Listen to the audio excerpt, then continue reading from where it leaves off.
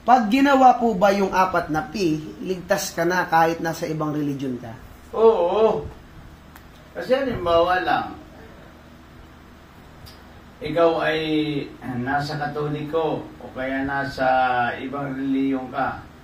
Pag pinagsisihan mo ang iyong kasalanan at tinalikdan ang iyong kasalanan, ibig sabihin, nakakilala ka na sa Diyos.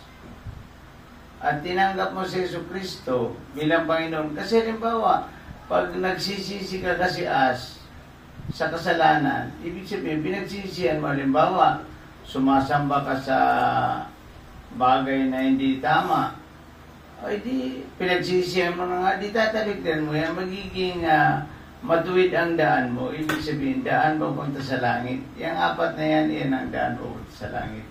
Kaya, kapag tinanggap mo si Kristo, check na nakakilala ka na sa Diyos. Kaya nakasulat ang iyong pangalan sa aklat ng buhay.